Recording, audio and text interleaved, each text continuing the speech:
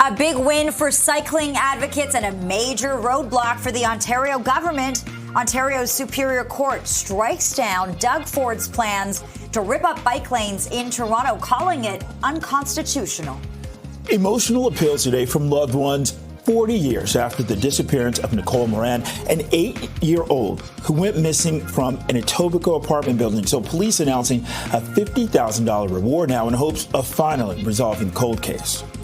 And a Scarborough man is being remembered by loved ones tonight after being shot in a violent home invasion in Costa Rica. We have more on the family's search for answers. Plus, the central bank holds its key interest rate for now amid tariff uncertainty, and Premier Doug Ford reacts saying that he's shocked and disappointed. We're going to have more reaction. You're watching Live at 5.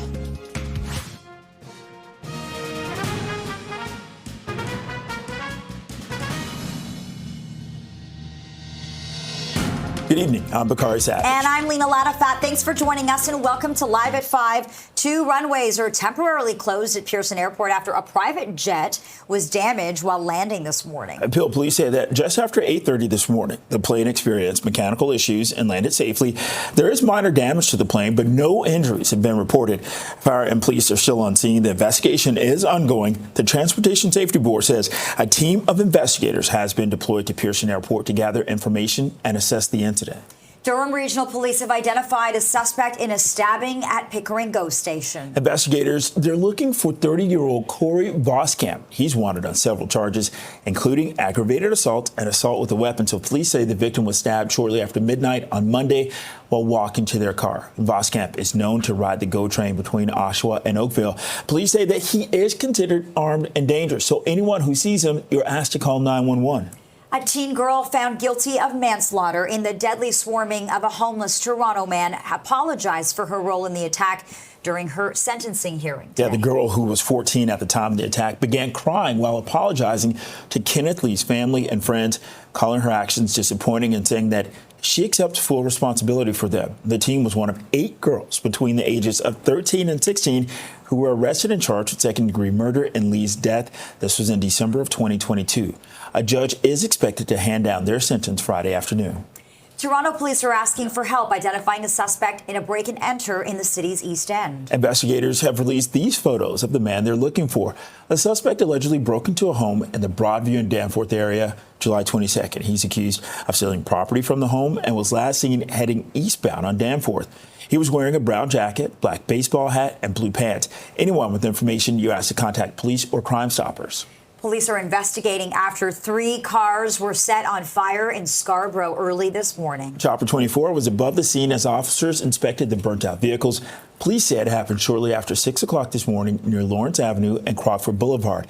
Suspects were spotted fleeing the scene and a truck traveling northbound on Crockford. No injuries were reported. Anyone with information or video footage from the area, you're asked to contact police. 5:03, 30 degrees out there, feeling more like 37. Let's get a check on the commute with CP24's traffic specialist, Adjoa and Cia. Yeah, Lena, definitely a sweaty drive home, especially if you don't have AC. It's slow, so you're not even going to get that breeze from your windows if they're down. If you are in your vehicle and you're making your way on the 401, though, it has been a busy afternoon. But we'll start on the Gardner because my camera's jumped. We had problems on the Gardner westbound. This was right through Jarvis. It was a stall. It did have the left lane blocked. Just watch that problem clear. It is still busy, though, from this point, Jarvis, and it continues slow past the South Kingsway all the way out towards about Park Lawn. Headed towards the Don Valley Parkway. It's been a busy afternoon as well. Delays from north of Bayview Bloor up towards the 401. And if your travels take you towards the 401, we did have problems. Westbound 401, they were in the express at Warden. Was a collision. It was blocking the left lane. It quickly did come and go. And the rest of the 401 remains a busy drive across the top of the city. But it looks like earlier issues have cleared. We do have problems outside of camera view. Just coming into the traffic desk. Southbound on the 400 up at Canal Road. Crews dealing with a collision. It does have the 2 left lanes occupied. Also problems happening on the westbound 403 at Waterdown Road. It is the right lane blocked to the long-standing crash. I'll send it back to you. This CP24 traffic report is brought to you by 407 ETR. Enjoy the journey with a stress-free commute. Well, the hot and sticky weather, it's going to come to an end today. Yeah, we're going to see a high of 31 degrees with peak humidex values in the mid to upper 30s, currently feeling more like 37 out there. So it's still pretty intense out there, but things are going to cool off by the evening and drop overnight, putting an end to this prolonged heat warning. The rest of the week and into the long weekend, we'll see seasonal conditions with plenty of sunshine and no rain in the forecast. Well, at least one city-run indoor pool is still closed as staff refuse to work. Yeah, Main Square in Toronto's East End and Birchmount in Scarborough were both closed yesterday. This as employees claimed it was too humid to safely work. Humidex readings were recorded between 40 and 45 Celsius. Birchmount Pool will reopen tomorrow, while the Main Street Pool that was set to reopen today. Well, more Canadians are going to be in action today at the National Bank Open, including Montreal's Félix Auger-Aliassime. For more, let's go live to CP24's Andrew Brennan. Andrew. Good afternoon to you both. Yes, we are outside Sobeys Stadium, and the matchup, the main draw today, the one that's during prime time, of course, with Félix Auger-Aliassime, supposed to potentially be the second Canadian to knock through into the third round today. Gabriel Diallo did that not long ago, but the real story of the tournament's been Genie Bouchard. We'll get to her in a second, but I want us, as we are thinking about the men from Canada that are playing right here in Toronto, I want us to think a little bit about those that surprising early exits. We had Denis Shapovalov, who fell last night. You know, he's one of the highest draws in terms of Canadian talent. One of the more seasoned professionals as well. Gabriel Diallo is much younger than him. He's still on his ascent, and we're seeing some of those that are at the zenith of their craft, as it were, not going as far as people thought. So Diallo ultimately running away against Giante from Italy. That match was at 4 o'clock, and he's already punched through to the next round. So that was a pretty quick draw there. And I'm just looking through some of the other scores to give people a sense of what's going on today and tomorrow. The real big stories are going to be at 7 o'clock tonight. You have one of the best Canadian men to play the game right now. You have Félix Auger-Aliassime. He will be here at the main court. And in Montreal, a potential final goodbye to Montreal's own, Westmount's own, Genie Bouchard. She's 31 years old. It's an early retirement in some respects for her, but she is ready, she says, to retire and say goodbye one last time in front of a hometown crowd. She was a surprise getting through not only the opening round, but then the round of 64. So it's just seeing, actually that's where she's at right now, but really she's been moving fast, surprisingly well through the tournament, and something to watch there. So we're going to go inside, maybe find some shade as well, talk to some fans, and serve it back to you for now. All right, love that. Andrew, we'll talk to you soon. Thanks so much for this. Well, the Blue Jays bats showed up in Baltimore this afternoon. It's especially up and close to him. Lucas hits one to deep right field. A 3-run homer. Yeah, Nathan Lucas hitting a pinch hit home run. This is in the top of the 7th inning to give the Jays the lead. The bullpen's recent struggles continued, making things close, but Jeff Hoffman came in to successfully close out the game. The Blue Jays win 9-8. They snap a 4-game losing streak. They have tomorrow off before beginning a series at home with Kansas City Royals Friday. 5:08, 30 degrees out there. You're watching Live at 5. Well, it's been 40 years since Nicole Moran disappeared without a trace from her home in Etobicoke. And now Toronto police, they're renewing calls for clues in that cold case.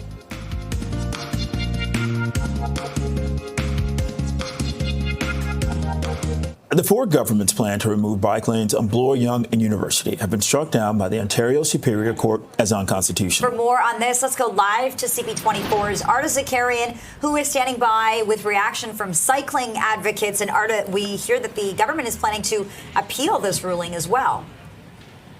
Yes, which means it's not over yet. But for right now, the judge has ruled that government decisions that increase risk to people, particularly vulnerable road users like cyclists, are unconstitutional when not made in accordance with the principles of fundamental justice. And simply, they're saying this is a safety issue. As long as the cyclists are safe, then these bike lanes are going to stay, and if these bike lanes help with that safety. Now, we've been speaking to lots of people, cyclists, cyclists, business owners here as well. Cyclists, as you can imagine, are for this, and business owners say that they wish that there was more of a balance, that perhaps maybe in the wintertime we don't need these bike lanes, even though we had a chance to speak with Councillor Sachs, who is the councillor for this area that I'm standing in, Bathurst and Crawford. She says these bike lanes are used all year round, winter and summer. Of course, it increases in the summertime. But we do have statements now from Mayor Olivia Chow, which reads in part, bike lanes keep thousands of people safe. Everyone should be safe as they travel to work, school, and around our city. Since 2023, 78 cyclists have been killed or seriously injured in collisions on the road. Mayor Chow maintains that the City of Toronto and its elected council should be the ones making decisions about municipal infrastructure. Meanwhile, Ontario's Minister of Transportation, Pranbeet Sarkaria, says in part, we were elected by the people of Ontario with a clear mandate to restore lanes of traffic and get drivers moving by moving bike lanes off of major roads to secondary roads. To deliver on that mandate, we will be appealing the court's decision. Now, we had a chance to speak to people, as I mentioned, about how they're feeling about these bike lanes. Here are a few.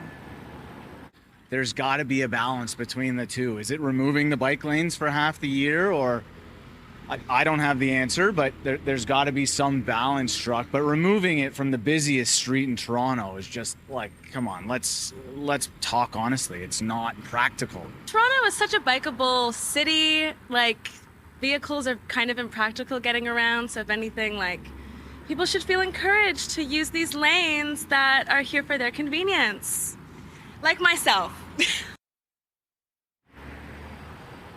And as you said, Lena, the Ontario government is appealing this decision, which means it's not over yet. Back to you. Okay, CP24's Arda Zakarian. Thanks, Arda. Okay, 40 years after the disappearance of 8-year-old Nicole Moran in Etobicoke, Toronto police, they're offering a cash reward for information that could help investigators close the case. For details and reaction, let's go live to CP24's Lindsay Biscay, and you can hear the loved ones in the story holding on to hope, Lindsay. Yeah, hope, and you can hear desperation as well, because at this point now it's been exactly 40 years to the day since this 8-year-old girl went missing in Etobicoke, and now police announcing today outside of the apartment building in Etobicoke where she was last seen a $50,000 reward for anybody that has any information on her whereabouts, because police say this has been an extensive investigation and they still really don't have much information or any leads 40 years later. What you're looking at here is an image of a forensic age progression today. So this would show what Nicole Moran would look like today, 40 years since the day she disappeared. And obviously police showing this, thinking maybe someone out there has seen this face, has seen something familiar, and can give them some kind of information. Now, it was back on July 30th, 1985, that Nicole Moran went missing from that apartment building in Etobicoke. Investigators say she had plans that day to meet a friend in the lobby of the building and go swimming. She said goodbye to her mother around 11 a.m. that day, left the apartment, and was never seen again. So that's a little bit of background info, and police obviously retelling what they know about this investigation so far today, just to jog people's memories maybe, in hopes that someone somewhere might have some information. That's what police and investigators say they believe, is that someone knows something, and today they were once again appealing for people to come forward. Here's more from police. Despite one of the most extensive searches in Toronto police history, Nicole remains missing. Today, we're here to remember Nicole, to support those who continue to carry this loss, and to make a renewed appeal for any information.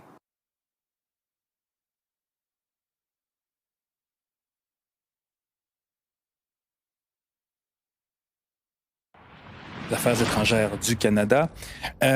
After a few remarks, we'll go to the question period, first in the room and then on Zoom. On that, Prime Minister, you have the floor.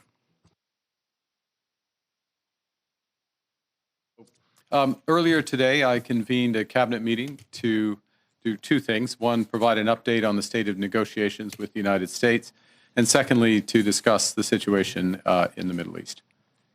With respect to the first, the trade negotiations with the U.S., as you know, we're seeking the best deal for Canadians. We have not yet reached that deal. Negotiations will continue until we do. Minister LeBlanc and senior officials will remain in Washington in pursuit of that goal. The focus of our meeting was really the Middle East. The level of human suffering in Gaza is intolerable, and it's rapidly deteriorating. Des dizaines de milliers de Palestiniens ont été tués. Des milliers d'autres sont au bord de la famine. Le Canada condamne le fait que le gouvernement israélien a laissé la catastrophe se détériorer à Gaza. En tant que membre fondateur des Nations Unies, we are a founding member of both the United Nations and of NATO. As such, Canada is always among the first to stand to defend peace and security around the world. It is our duty to ensure that human rights are upheld abroad. We also have a duty to promote peace and safety in Canada and around the world. This week, the Minister of Foreign Affairs represented Canada at the UN high-level conference on a two-state solution in New York. In recent days, I've spoken with our allies, including President Macron, Prime Minister Starmer, President von der Leyen. I've also had a number of discussions with our ambassador to the United Nations, Bob Ray. International cooperation is essential to securing lasting peace and stability in the Middle East, and Canada will do its best to help lead that effort. Canada has long been committed to a two-state solution, an independent, viable, and sovereign Palestinian state living side by side with the state of Israel in peace and security. For decades, it was hoped that this outcome would be achieved as part of a peace process built around a negotiated settlement between the Israeli government and the Palestinian Authority. Regrettably, this approach is no longer tenable. Prospects for a two-state solution have been steadily and gravely eroded, including by the pervasive threat of Hamas terrorism to Israel and its people, culminating in the heinous attack of October 7, 2023, the terrorist organization Hamas's long-standing violent rejection of Israel's right to exist and its rejection of a two-state solution. The accelerated settlement building across the West Bank and East Jerusalem, all the while settler violence against Palestinians has soared, has also undermined the process, as have actions such as the E1 settlement plan and this month's vote by the Knesset calling for the annexation of the West Bank, and the ongoing failure of the Israeli government to prevent the rapidly deteriorating humanitarian disaster in Gaza, with impeded access to food and other essential humanitarian supplies. The deepening suffering of civilians leaves no room for delay in coordinated international action to support peace, security, and the dignity of human life. Preserving a two-state solution means standing with all people who choose peace over violence or terrorism. And it means honoring their innate desire for peaceful coexistence of Israeli and Palestinian states as the only roadmap for a secure and prosperous long-term future. Pour ces raisons, le Canada a longtemps. This is why Canada intends to recognize the State of Palestine at the 80th General Assembly of the United Nations, which will take place in September 2025. We intend to do so because the Palestinian Authority has committed to lead much-needed reform. The Palestinian Authority's president, Mahmoud Abbas, has committed to holding general elections in 2026. He has also committed to not militarizing the state of Palestine. Canada will continue to work hard to support strong governance in Palestine. Canada will contribute to a peaceful and promising future for the people of Palestine. I met with President Abbas to restate these commitments.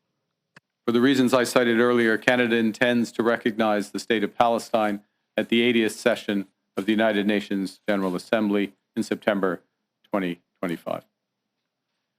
This intention is predicated on the Palestinian Authority's commitment to much-needed reforms, including commitments by the Palestinian Authority's President Abbas to fundamentally reform its governance, to hold general elections in 2026 in which Hamas can play no part, and to demilitarize the Palestinian state.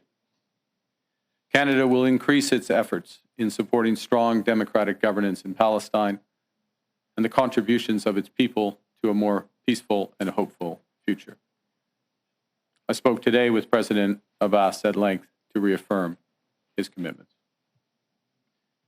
Canada reiterates that Hamas must immediately release all hostages taken in the horrific terrorist attack of October 7th, that Hamas must disarm, and that Hamas must play no role in the future governance of Palestine. Canada will always steadfastly support Israel's existence as an independent state in the Middle East, living in peace and security. Any path to lasting peace for Israel also requires a viable and stable Palestinian state, and one that recognizes Israel's inalienable right to security and peace. Le Canada a déjà engagé. Canada has already committed over $340 million in order to address the disastrous humanitarian situation in Gaza. Moreover, we have also pledged to offer an additional $30 million in order to meet the needs of Palestinians. We are also pledging an additional $10 million to support the Palestinian Authority, to support them in stabilizing the West Bank and in governance of the West Bank. We are working with our allies to deliver immediate aid to those who so desperately need it. We are working directly with partners such as Jordan in order to deliver assistance to those who need it in the upcoming days. We will intensify our efforts alongside our international partners in order to develop a credible peace plan. This plan will establish governance and security mechanisms for Palestine. The plan will ensure that humanitarian aid is delivered to Gaza as needed. Productive partner in building a just, meaningful, and lasting peace in the region, and a future that respects the dignity, security, and the aspirations of all Palestinians and Israelis. We say the devastation in the Middle East is deeply personal to many Canadians. Palestinian Canadians are watching as communities across Gaza face destruction and deprivation, and as communities in the West Bank are annexed. The heinous attacks of October 7th traumatized the Jewish people in Israel and here in Canada and around the world. With each day that the remaining hostages and the remains are not returned, families live in fear and grief. The rising anti-Semitism and words, actions, and violence, including against Jewish communities right here in Canada, is abhorrent. And it's why we're introducing legislation this fall that will make it a criminal offense to intentionally and willfully obstruct access to any place of worship, to schools and community centers. We will also invest in the physical protection of vulnerable communities and places of worship. Basic security is an inalienable right of every human being. We'll defend that right for every Canadian. The two-state solution Canada supports is built on the promise of Israelis and Palestinians living side by side in peace and security. I thank you for your attention. And the Minister and I would be happy now to take your questions. Merci. Thank you, Prime Minister. I'm told that we will have about 15 minutes of questions. Donc, on va commencer, comme le veut la tradition, par les journalistes. As usual, we will start with questions from journalists in the room. Then we will take questions from journalists on Zoom. If you are participating online via Zoom, please use the raised hand function so that we can call on you. There will be one question and one follow-up question per journalist. Please be as concise as possible so that as many journalists can ask questions as possible. Interpreter friends, if you have an earpiece, just keep it away from the microphone at all time. We'll start with Paul Wells, freelance. Paul.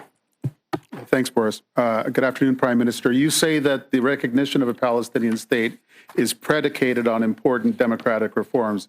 Is it conditional on quick action towards those reforms? Is there any scenario in which you arrive at the General Assembly and don't recognize Palestine?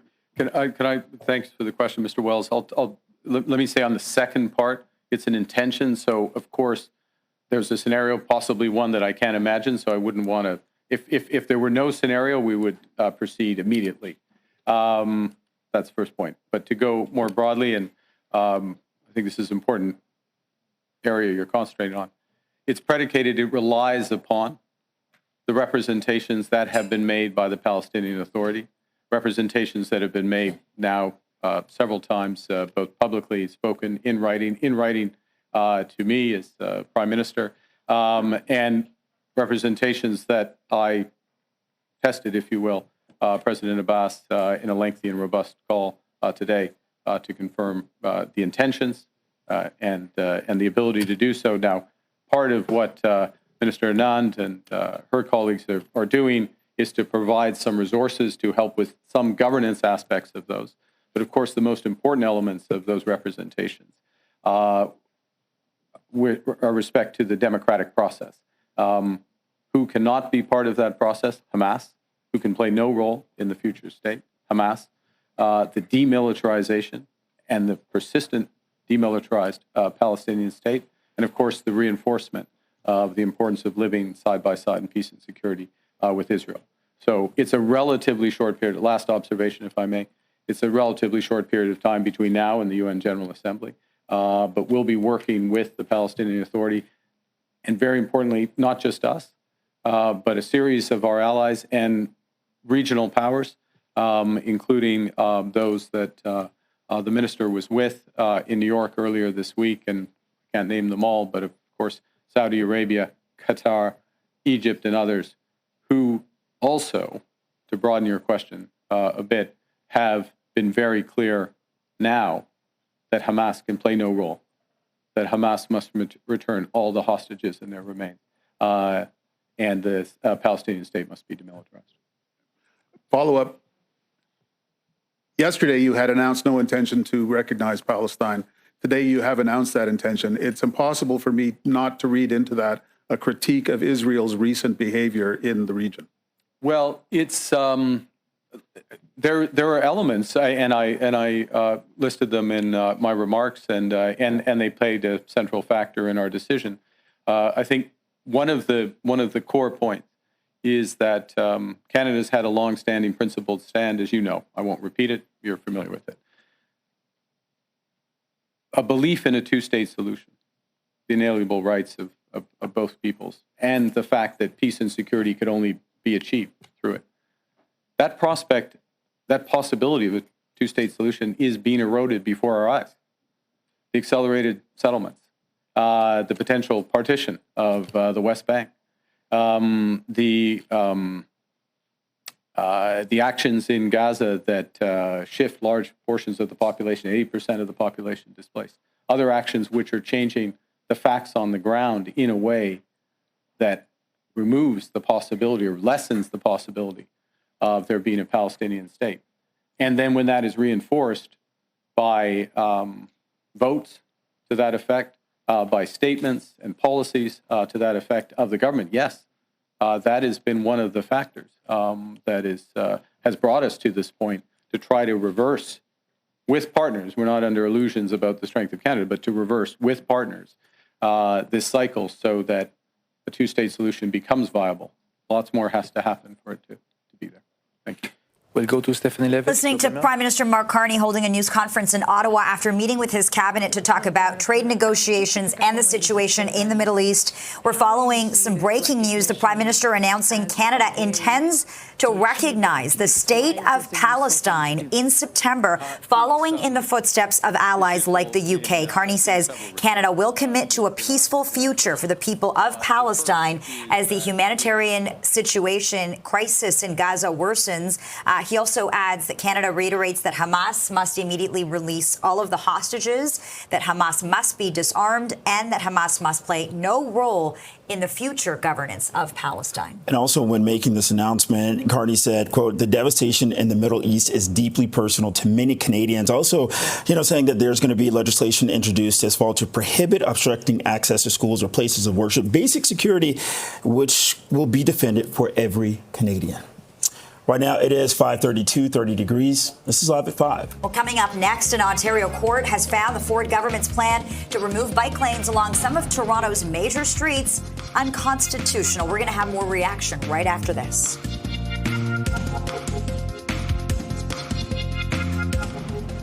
A big win for cycling advocates and a major roadblock for the Ontario government. Ontario Superior Court strikes down Doug Ford's plans to rip up bike lanes in Toronto, calling it unconstitutional. Emotional appeals today from loved ones 40 years after the disappearance of Nicole Moran, an 8-year-old who went missing from an Etobicoke apartment building. Police announcing a $50,000 reward in hopes of finally resolving this cold case. And a Scarborough man is being remembered by loved ones tonight after being shot and killed in a violent home invasion in Costa Rica. We have more on the family search for answers. Plus, we are following breaking news out of Ottawa this hour. Prime Minister Mark Carney says Canada plans to recognize the state of Palestine at the next session of the United Nations General Assembly in September. This is Live at 5.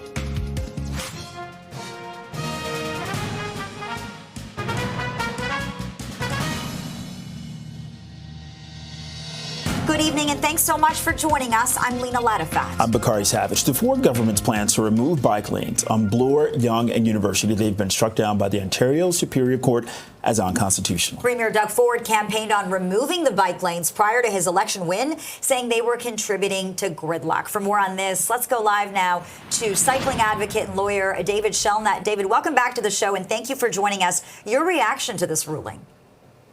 I think what we have here is a neutral third party saying that the law proposed to reduce congestion and reduce commute times wasn't going to do any of those things. And so you can't take out bike lanes and put people in harm's way if the removal of them for reducing congestion isn't even going to happen. Okay, so now this also opens the door for an appeal. Can you talk about that process? Sure. You have to appeal very quickly following these things, usually within 30 days. My hope is that the premier moves on to bigger issues, healthcare, education, this huge tariff war we've got going on with the U.S., and stop spending public money on a bike lane distraction.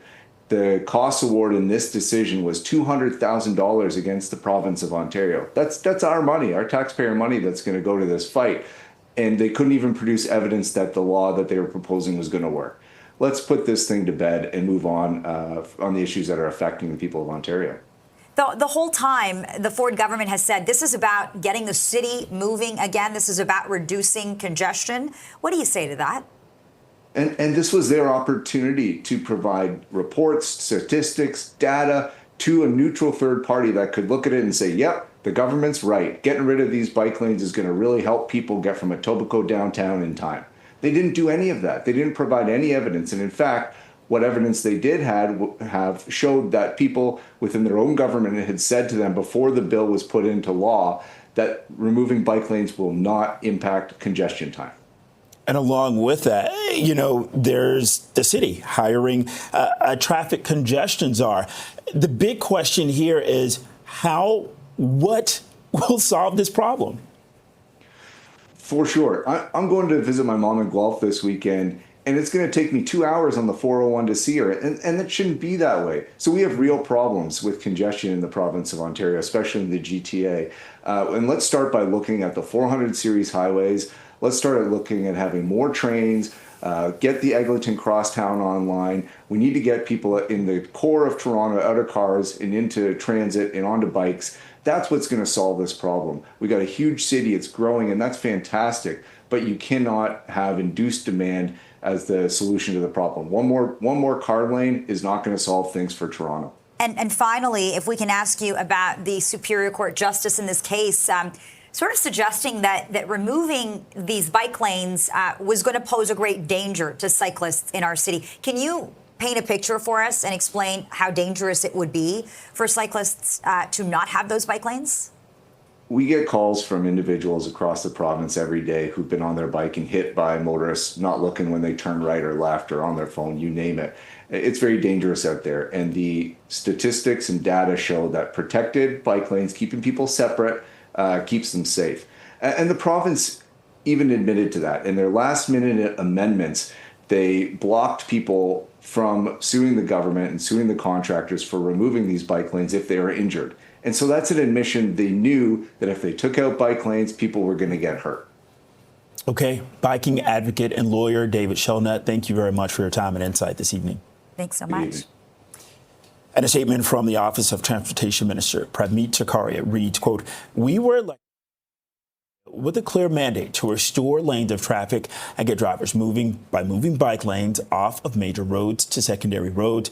To deliver on that, we will be appealing the court's decision." And a statement from the Office of Mayor Olivia Chow reads in part, "Bike lanes keep thousands of people safe. Everyone should be safe as they travel to work, school, and around our city. Since 2023, 78 cyclists have been killed or seriously injured in collisions on the road. Mayor Chow maintains that the City of Toronto and its elected council should be the ones making decisions about municipal infrastructure. Well, right now it's 5:39. Let's get a check on the evening commute with CP24's traffic specialist, Adjoa Nsiaya-Bois. Well, you know what? It has been quite the busy afternoon on most of the major area highways. And, watched a problem just come and go. Bakari, it was on the eastbound lanes of the 401. It was happening in the collectors through Dixie.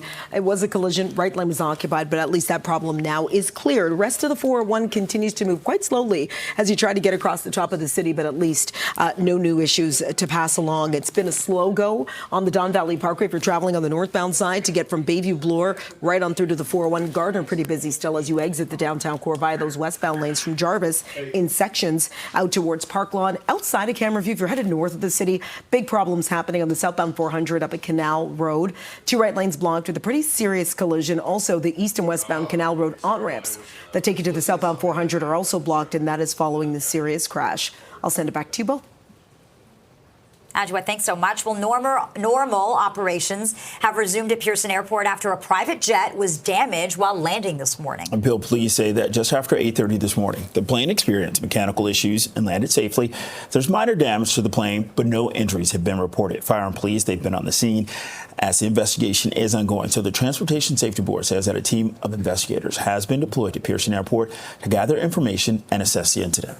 Well, the Canadian National Exhibition held a job fair today looking to fill thousands of positions. Yeah, people lined up early at the Intercare Center waiting for their chance just to interview. So the CNE says a record number of people signed up for the job fair, which is annual. More than 54,000 people applied online. Now, positions available included game attendants, dishwashers, and cashiers. Really excited, actually. I've been waiting for the past months, and finally, I'm ready for the opportunity. And have you worked here before, CNE? Or? No, first time. I'm trying out new stuff. Yes, I'm very excited to get a job for this. What do you want to do?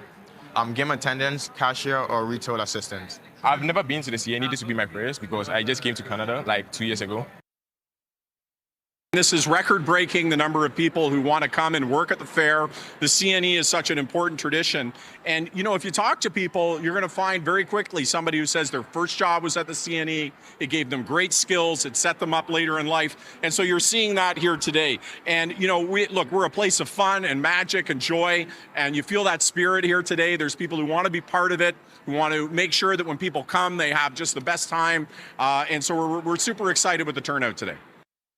The CNE says 1,000 people were already hired, and the goal today was to fill an additional 5,000 jobs.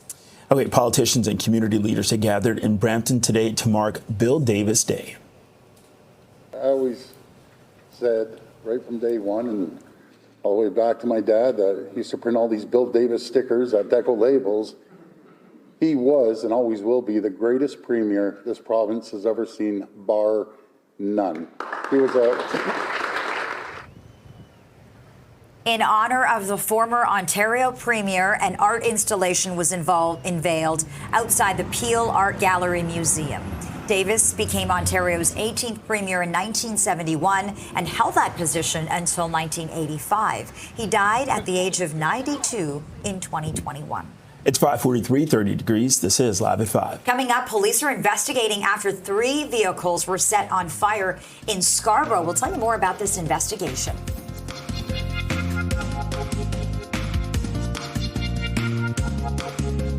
A teen girl found guilty of manslaughter in the deadly swarming of a homeless Toronto man apologized for her role in the attack during her sentencing hearing today. Yeah, the girl, who was 14 at the time of the attack, began crying while apologizing to Kenneth Lee's family and friends, calling her actions disappointing and saying she accepts full responsibility for them. The teen was one of 8 girls between the ages of 13 and 16 who were arrested and charged with second-degree murder in Lee's death in December 2022. A judge is expected to hand down their sentence Friday afternoon.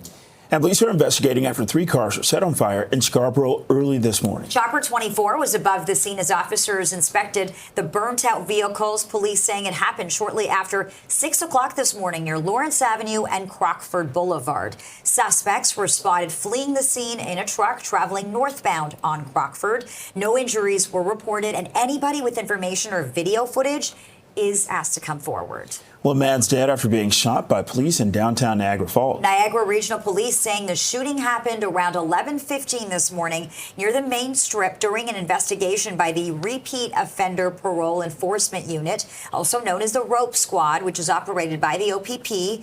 It is unclear what led to this deadly interaction. The province's police watchdog has been called in.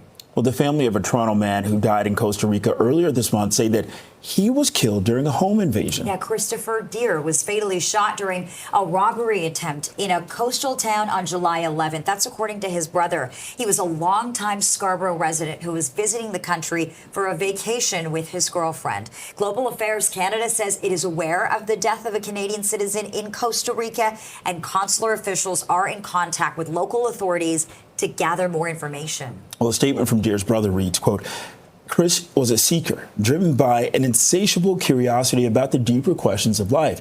He was passionate about philosophy and applied his studies to nurturing his relationships with vast people from all walks of life that he was involved with.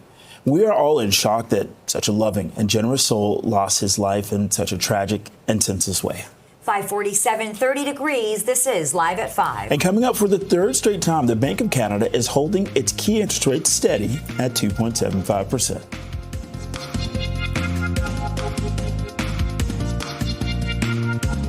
Welcome back. We are following breaking news out of Ottawa. Prime Minister Mark Carney has announced that Canada plans to recognize the state of Palestine. And Carney made the comment on Parliament Hill alongside Foreign Affairs Minister Anita Anand. He says that the Palestinian Authority must commit to holding an election and other democratic reforms. The Prime Minister says that Canada will recognize the state of Palestine at the next session of the United Nations General Assembly in September. Canada intends to recognize the state of Palestine at the 80th session of the United Nations General Assembly in September 2025. This intention is predicated on the Palestinian Authority's commitment to much-needed reforms, including commitments by the Palestinian Authority's President Abbas to fundamentally reform its governance, to hold general elections in 2026 in which Hamas can play no part, and to demilitarize the Palestinian state. And the announcement follows similar moves by Canada's allies like France and the United Kingdom. Well, the Bank of Canada is holding its policy rate steady at 2.75%. It is the 3rd straight time the central bank has left its key rate unchanged. This as it waits for more clarity on how Canada's tariff dispute with the U.S. will affect inflation and the economy. Premier Doug Ford reacting to the Bank of Canada's decision in an online post today. Ford writes, I'm shocked by this decision as we stare down economic uncertainty that's putting hundreds of thousands of jobs at risk. It's never been more important to stimulate economic growth and keep Canadians working rather than wait around and let President Trump's tariffs do even more damage to our economy. the Bank of Canada needs to cut interest rates now. And Bank of Canada Governor Tiff Macklem was asked about Ford's criticism. Well, I haven't seen his comments, but look, we take our decisions independently of the political process. We take them based on our best judgment as to the interest rate setting that will fulfill our mandate. And I think I would underline that the experience of the last few years has really highlighted just how much Canadians don't like inflation. We will support the economy through this period of upheaval, but at the same time, we are going to make sure that an inflation problem, a tariff problem, does not become an inflation problem. And south of the border, the U.S. Federal Reserve is holding the line on interest rates for the fifth time at 4.3%. That's despite a call from President Donald Trump to slash the rate. It seems the Federal Reserve wants to wait and see how the president's duties on imports is going to impact inflation and the broader economy. 5:53, 30 degrees. You're watching Live at 5. And coming up, Canadians are going to hit the hard court at Sobe Stadium in North York for the National Bank Open this evening.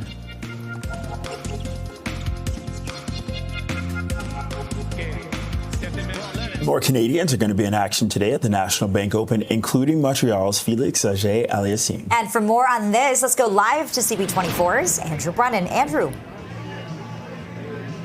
Hey guys, so yeah, we're inside now at Sobe Stadium, and we've had a chance already to get to talk to some people about what they love, one, about this tournament, and two, the people that are playing today. So you did mention Félix Auger-Aliassime will be at the main court in not even just over an hour's time. So that's the main draw tonight. And he's one of those people that, even though he's gone down a little bit in the world rankings over the last few years since his run to I think he was number 10 or 12 in the world at one point, he's still a very exciting tennis player. Another big match that we should be mentioning has wrapped up.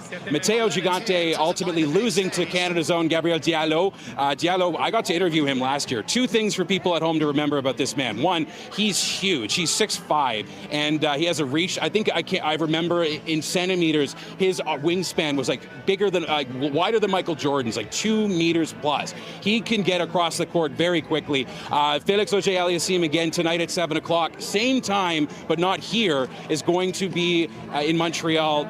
Perhaps the final time that Canada's own Jeannie Bouchard will be taking to the court. She's set to retire following her match this evening if she loses, but she's been almost a Cinderella story, which was one of the things that made her such a surprise at Wimbledon all those years ago.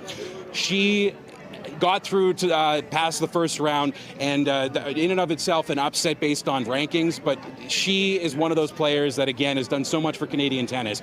I've had a chance, like I said, to speak with a few people, and just as we send it back inside, two things to say. One, just in where Canada tennis is, a lot of people are really excited about the next generation and where people like Felix can go, and then two, that you get an experience unlike very few others here at Tennis Canada's operation for the National Bank Open. You get to be this basically as close as I am to that guy right there with the players. Something that everyone I spoke to said is so different from elsewhere. Back to you both. So, and Andrew, speaking of fans, you're out there, you're in North York. Give us a sense of how it feels to be out there, on the grounds at Sobeys. How does it feel? How does it feel to be here? It feels great to be here. Okay, there you have to be here. You have to be here to enjoy that. So they have to be here to know. You have to be here to know. Yes. All right, I think he summed it up pretty well. Yeah. Bakari, was that good enough? You know what? That was as good as it gets. I'm going to sign off now so I can join you guys. That's how convincing that was. Thank Andrew you very Brennan much. reporting live tonight. That was great. Thanks, Andrew. 5:59, 30 degrees. This is Toronto's breaking news. CP24. That was so great. Thank you for watching. CTV News at 6 is next.